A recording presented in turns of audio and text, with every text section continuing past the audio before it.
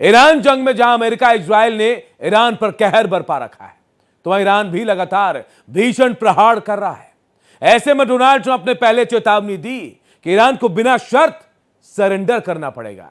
इस पर ईरान ने अपने तेवर साफ कर दिए कि वो अंतिम दम तक लड़ता रहेगा। हालांकि इन सब के बीच ईरान के राष्ट्रपति ने अपने पड़ोसियों के ऊपर हमले से परहेज करने का बयान क्या दिया। ट्रंप ने ईरान की हार का दावा करना शुरू कर दिया।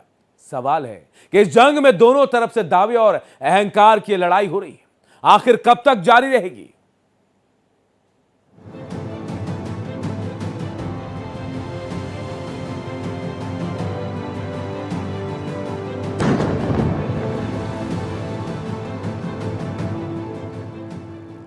अमेरिका और इजराइल ने मिलकर ईरान पर हमले तेज कर दिए हैं। अमेरिकी एयरक्राफ्ट कैरियर से उड़ान भरकर लगातार फाइटर जेट्स तबाही की इबारत लिख रहे हैं। अमेरिका ने 80 फाइटर जेट्स से ईरान में 3000 से ज्यादा टारगेट ध्वस्त कर दिए हैं। अमेरिका जल्द ही वेस्ट एशिया में तीसरा एयरक्राफ्ट कैरियर तैनात करने की तैयारी में है। अमेरिका इजराइल ने तेहरान समेत कई शहरों में कारपेट बॉम्बिंग कर ईरान को दहला दिया है। इजराइल ने तेहरान के मेहराबाद इंटरनेशनल एयरपोर्ट को निशाना बनाते हुए बड़ा एयर स्ट्राइक किया है। इस जंग में ईरान का साथ दे रहे लेबनान के हिजबुल्लाह भी इजराइल के निशाने पर हैं। ऐसे में आईडीएफ ने लेबनान में हिजबुल्लाह के ठिकानों पर ऐसे हमले किए कि बेरूत थर्रा उठा। विशाल आग के गोले और धुएं का गुबार इसकी तस्दीक करते हैं कि यह हमला कितना भयानक था। इन सबके बीच अमेरिकी राष्ट्रपति डोनाल्ड ट्रंप ने ईरान को कड़ी चेतावनी देते हुए कहा है, अभी चल रहे संघर्ष को समाप्त करने के लिए ईरान को बिना शर्त आत्मसमर्पण करना होगा। ट्रंप ने किसी भी तरह की बातचीत से इनकार करते हुए कहा कि केवल ईरान का सरेंडर ही एकमात्र विकल्प है। उन्होंने संकेत दिया कि इसके बाद ही ईरान के साथ कोई डील संभव होगी। मेक ईरान ग्रेट अगेन के तहत उसे आर्थिक रूप से फिर से मजबूत किया जाएगा। ट्रंप ने सोशल मीडिया ट्रूथ पर अपने कमेंट से साफ किया है कि जब तक ईरान बिना शर्त सरेंडर नहीं करता, उससे कोई समझौता नहीं होगा। इतना ही नहीं, सरेंडर के बाद ट्रंप ने ईरान में एक नया और उसे स्वीकार्य नेतृत्व चुने जाने की बात कही है। ये हालात पश्चिम एशिया में गहराते संकट और ईरान पर प्रेशर बढ़ाने की ट्रंप की रणनीति का हिस्सा माना जा रहा है। Once again calling on all members of the Iranian Revolutionary Guard, the military and the police to lay down their arms. They're only going to be killed. And now is the time to stand up for the Iranian people and help take back your country. You're going to have a chance after all these years to take back your country. Accept immunity. We'll give you immunity. And we'll be giving you really the right side of history, because that's what it is. So you'll be perfectly safe with total immunity, or you'll face absolutely guaranteed death. And I don't want to see that. Their army is gone. They're just about, look, their navy is gone. Their communications are gone. Their leaders are gone. 2 sets of their leaders are gone. They're down to their 3rd set. Their air force is wiped out entirely. Think of it. They have 32 ships. All 32 are at the bottom of the ocean. Other than that, they're doing very well, Coach. Very well. We're doing, our military is doing phenomenally. That's the big thing for this week. We seem to have a new thing every week, but the situation with a very bad and very sick group of leaders who were killing a lot of people, a lot of our people. उधर दूसरी तरफ इस भीषण जंग के बीच Iran की सेना ने अपने ड्रोन, मिसाइल और बारूदों का मुंह इजराइल की तरफ खोल दिया है। ईरान ने इजराइल के साथ साथ संयुक्त अरब अमीरात और कुवैत में अमेरिकी ठिकानों को निशाना बनाकर ड्रोन हमलों की बौछार कर दी है, जिससे ईरान लगातार इजराइल और अमेरिकी ठिकानों को निशाना बना रहा है। ईरान ने अमेरिकी वॉरशिप को नेस्तनाबूद करने का दावा किया है। इससे पहले भी ईरान ने तेल अवीव के ऊपर क्लस्टर बमों की बौछार से कोहराम मचा दिया।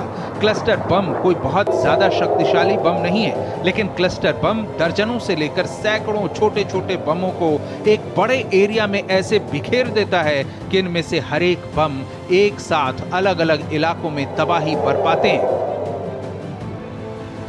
भयानक बर्बादी मचाने वाले क्लस्टर बम बैन हैं। इनके इस्तेमाल पर प्रतिबंध लगाने वाले कन्वेंशन पर 111 देशों ने हस्ताक्षर कर रखे हैं, लेकिन जब ईरान के अस्तित्व पर संकट है तो वो इसे भी आजमाने से नहीं चूक रहा। तेल अवीव के बीच शहर एक ईरानी रॉकेट फट गया।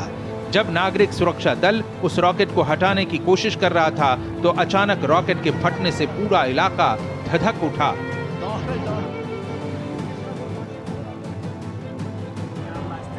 इतना ही नहीं, ईरान ने इजराइल के अलावा पड़ोसी इस्लामिक मुल्कों में भी अपने हमलों से हड़कंप मचा रखा है।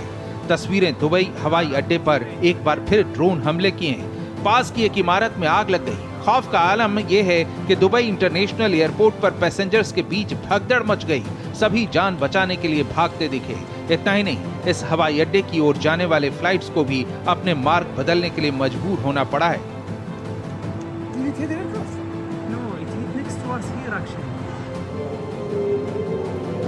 अपने ऊपर हुए हमलों से भड़का ईरान खाड़ी देशों को लगातार निशाना बनाता रहा है। इस क्रम में उसने बहरीन के मनामा शहर पर एक के बाद एक कई मिसाइलों से हमले कर कहर बरपा दिए।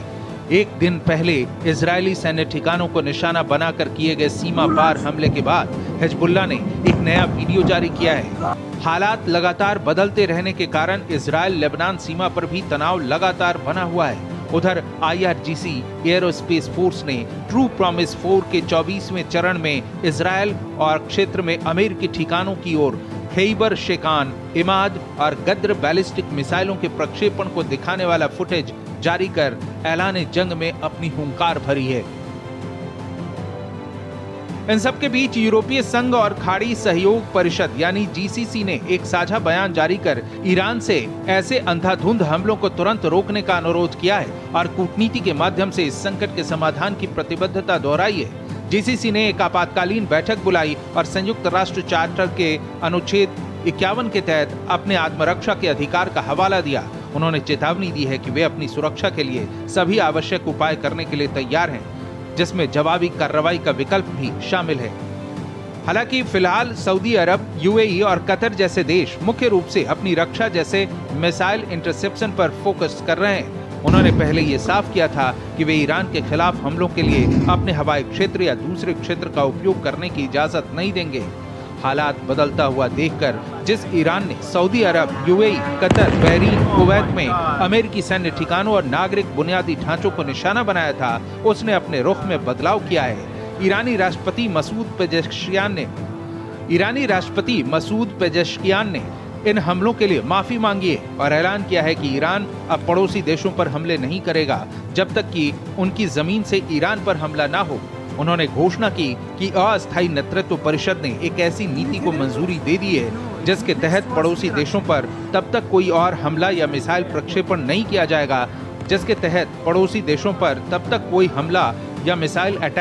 जाएगा जब तक कि ईरान पर पहले उन देशों की तरफ से हमला ना किया जाए।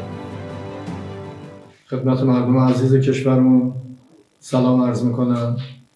تسلیت میگم مجددا شهادت مقام معظم رهبری رو، فرماندهان بزرگوار کشورمون رو، دانش آموزان مظلوم و بیگناهی رو که مدعیان حقوق بشر، مدعیان آزادی، مدعیان انسانیت بیگناه با بمباران شهید کردن و روندی که متاسفانه وجود داره بدون توجه به تمام قوانین بین المللی هر جایی رو که دلشون میخواد بمباران میکنن. मसूद पेजेश्कियान का इतना कहना था कि ईरान को लगातार धमकी दे रहे डोनाल्ड ट्रंप को मौका मिल गया। ईरान के राष्ट्रपति के पड़ोसी देशों से माफी मांगने वाले बयान पर ट्रंप का तुरंत पोस्ट आया और कहा कि ईरान युद्ध में बुरी तरह पिट चुका है। ईरान ने पड़ोसी देशों से माफी मांगी, यानी उसने सरेंडर कर दिया है। ट्रंप ने कहा कि ईरान पहली बार पड़ोसी देशों से हार गया है। ईरान का अब मिडिल ईस्ट में दबदबा खत्म हो गया है, जबकि ईरान इस मामले में झुकने को तैयार नहीं है। ईरान के डिप्टी फॉरेन मिनिस्टर माजिद तख्त रवांची ने चेतावनी दी है कि अगर कोई भी यूरोपीय देश अमेरिका और इजराइल के साथ मिलकर ईरान पर हमलों में शामिल होता है तो वो देश ईरान के लिए वैध मिलिट्री टारगेट बन जाएगा। उन्होंने साफ किया है कि जो देश ईरान के खिलाफ आक्रामकता में साथ देंगे वो निश्चित रूप से ईरान की जवाबी कार्रवाई के दायरे में आएंगे। We have already informed the Europeans and everybody else that they should be careful not to be involved in this war of aggression against Iran. If they help, I'm not trying to name any country, but if any country joins in the aggression, against Iran, join America and Israel in the aggression against Iran, definitely they will be also legitimate targets for Iran retaliation. Iran ने अपने ऊपर हुए हमलों के बाद are पार की जंग छेड़ रखी है। वो दुश्मनों पर हमला करने का एक भी मौका हाथ से जाने देना नहीं चाहता, जबकि एक्सपर्ट्स मानते हैं कि ईरान के हथियार भी तेजी से खत्म हो रहे हैं, लेकिन वो सरेंडर करने के मूड में कतई नहीं दिखता। उसका कहना है कि या तो जंग में जीत होगी या शहादत। American has decided to put an end to the existence of Iran. Israelis have been promising this for many decades because of their delusion about, greater Israel. And this is our response. We have no option just to put an end to the presence of United States in the surrounding area of Iran. Dear brothers and sisters, what is happening today is not simply a political or military conflict. This struggle is actually a continuation of the historic struggle between truth and falsehood. On one side stand faith in God, human dignity, justice, and the right of nations to live freely and independently. On the other side stand oppression, injustice, domination, and powers that believe they can decide the fate of nations through force and aggression. The brutal military aggression by the United States and the Zionist regime against the sovereignty and territorial integrity of the Islamic Republic of Iran is a clear example of this injustice. America Iran तनाव के बीच white house के Oval office में ललकारने वाले Donald Trump की एक चौंकाने वाली तस्वीर आई है, जिसमें वो प्रार्थना करते दिख रहे हैं और उनके लिए प्रमुख पास्टर्स ने लेइंग ऑन ऑफ हैंड्स यानी हाथ रखकर की जाने वाली प्रार्थना की। उन्होंने ट्रंप के कंधे और पीठ पर हाथ रखकर ईश्वर से सुरक्षा, शक्ति, दिव्य मार्गदर्शन और समझदारी की कामना की। पादरी टॉम मुलिन्स और ग्रेग लॉरी ने इस प्रेयर को लीड किया। ये ईसाई पद्धति से की गई एक स्पेशल प्रार्थना सभा थी, जिसमें ट्रंप को पादरियों ने घेर रखा था और वे आंखें बंद किए बैठे थे। इस पूजा प्रार्थना का मकसद ईरान के साथ चल रहे तनाव के बीच राष्ट्रपति को शक्ति देना और देश की सुरक्षा के लिए प्रार्थना करना था। ये घटना ओवल ऑफिस में रेसोल्यूट डेस्क के पास हुई, जिसका वीडियो ट्रंप के सहायक डेन एस्केविनो ने साझा किया है। We pray for your continued blessing and favor to rest upon you. We pray for wisdom from heaven to flood. America और ईरान के बीच चल रही इस जंग में जब कई आलोचक ये कह रहे हैं कि डोनाल्ड ट्रंप ने ईरान पर हमला कर बड़ी चूक की है, ऐसे हालात में ये एक दुर्लभ तस्वीर है जहां ओवल ऑफिस के भीतर धार्मिक नेताओं ने राष्ट्रपति के लिए ईश्वर से सीधी गाइडलाइन मांगी है।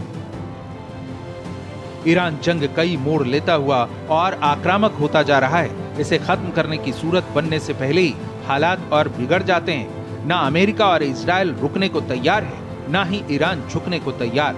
ऐसे में फिलहाल तो थर्ड वर्ल्ड वॉर की नौबत आने तक पश्चिम एशिया में अशांति रुकती नहीं दिख रही। Bureau report, Bharat express.